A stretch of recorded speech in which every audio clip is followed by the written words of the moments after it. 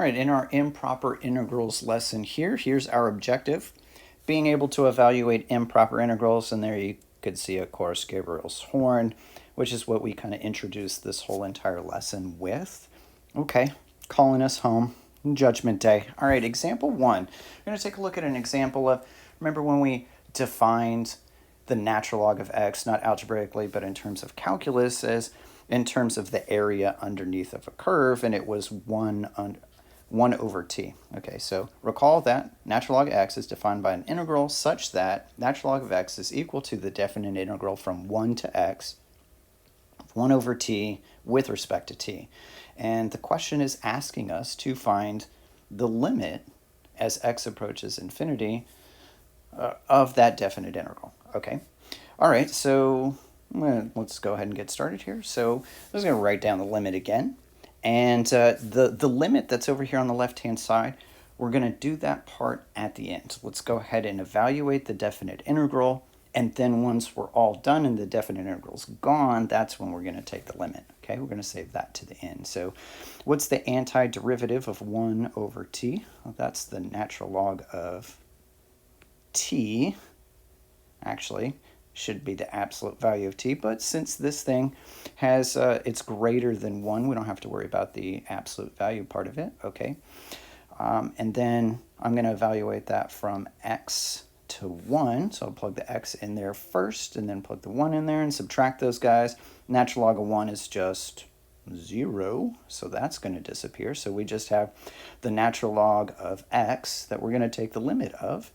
And so think of the natural log graph. It's actually right up here, right above the word on flipping math. It's the graph right above math. As x gets bigger and bigger and bigger, it's kind of slow, but the natural log is also getting bigger and bigger and bigger, so this is going to tend towards infinity, right? So this means that it's infinitely big, it's unbounded.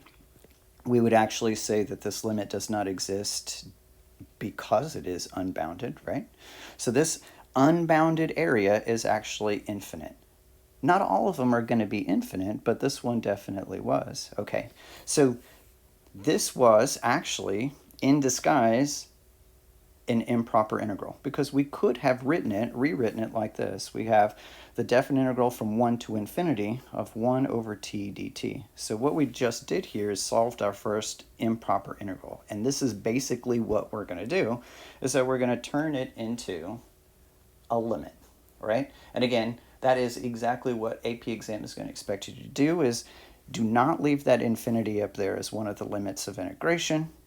You got to turn that thing into a limit so that the definition actually applies. The definition of a definite integral actually applies because it needs to be on a closed interval, and then you can actually use the fundamental theorem of calculus on it, and then take the limit at the very, very end. Okay, so here are two basic types of improper integrals. You've got ones that have limits of integration which are infinite. These are the obvious ones. And then you have ones that are not so obvious, and that means that you have some vertical asymptotes in there, some infinite discontinuities. So let's take a look at each one of these. So again, these three over here are very, very obvious. You're having the definite integral from some number up to infinity of f of x with respect to x, right? So it's plain that you've got an infinite limit of integration. Likewise, when the lower limit is negative infinity, it's improper, or maybe both of them, right? So these are the ones that are incredibly obvious that we have an improper integral. Okay, the next ones may not be so obvious. Whoops. Okay, so here what we have is a vertical asymptote at A, some sort of infinite discontinuity at A, the lower bound. This one won't be so obvious. We'll have to do a little bit of investigation before we're able to tell that we actually have an asymptote there and it's improper, and then we got to turn it into a limit, okay? So on the other side, we could have an infinite discontinuity vertical asymptote at B, at the upper limit. And again, I'd have to turn it into a limit. And then the last one is that maybe we have one in between there someplace. This one is the least obvious of them. So it works fine at A, it works fine at B, but someplace in between those two, we have some sort of vertical asymptote. Okay, so this first one here is going to involve, let's take a look at what this thing looks like for the infinite limits of integration, the red side over here, okay?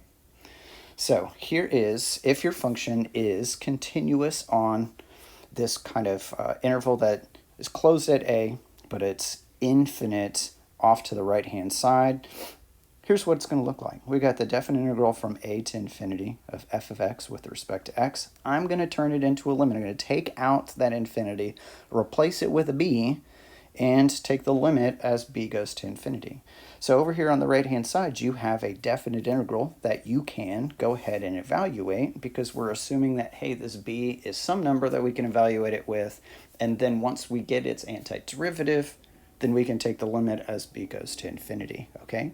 And that's the technique that we're going to use. So this, we're going to say that the area converges, or this definite integral converges, if that limit actually exists. That means that we're going to get some sort of finite number. In that terminology, it converges. We're going to see it again whenever we do our series lesson. Big part of series is determining whether or not one of those things either converges or diverges. Okay, so that's what the vocabulary is going to be. So if we get an actual answer, a finite number, we have a finite area, and we say that it converges to that particular value. Okay, it's getting closer and closer to it, right?